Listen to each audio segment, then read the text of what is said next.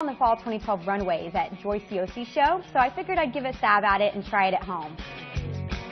Here's what you'll need. Fabric glue, not nail glue, skin tone colored polish, tweezers, fishnet lace from the fabric store, scissors, cuticle clippers, and a small paintbrush. To get started, you want to give yourself a manicure just to help clean up your cuticles and file your nails. You want to make sure that your polish is in the same color as your complexion. So I'm using this really pale shade from Sally Hansen, but no matter what your skin tone is, use that color.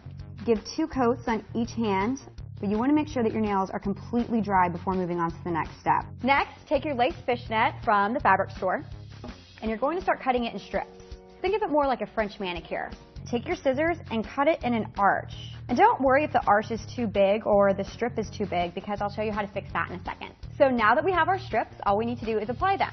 So instead of using nail glue, which can get really chunky and look really white, we want something that will look transparent. So fabric glue, it's fine to use on your nails. It'll be really easy to remove, which I'll tell you about in a second. What I like to do is take a very small either makeup brush or paintbrush, put a little glob on my hand, dip it, and then where I want the fishnet to be is closer to the edge of my nail. So I just swipe it across the top, and if it's a little bigger than the size of the strip of fishnet, that's fine.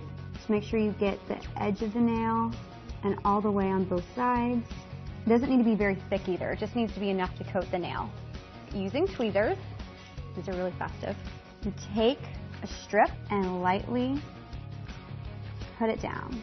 It takes a little bit of precision, and you may start to see that the fabric glue is coming through the fishnet, and that's completely fine. It's actually going to hold the fishnet in place, and it'll dry clear so you won't even know it's there. And I actually like to take my paintbrush or my makeup brush again and just kind of pat it down on the sides and go over top of it with any leftover glue I may have, and just let it sit there. You don't want to start moving it or anything yet until it's a little bit dry. That way when you start to cut around it so that it fits your nail, you won't have to worry about it moving around. Now that you have it on your nail and the glue is set just a little bit, I like to use cuticle clippers to make these really precise cuts. Be very careful not to get your actual nail in the cuticle clippers. Finally, to give the illusion that I have on a top coat, I'm actually going to use my fabric glue, or the rest of it, and give a few swipes on each nail just to make them a little bit more glossy. Then just wait 5 minutes for your nails to completely dry and you're good to go.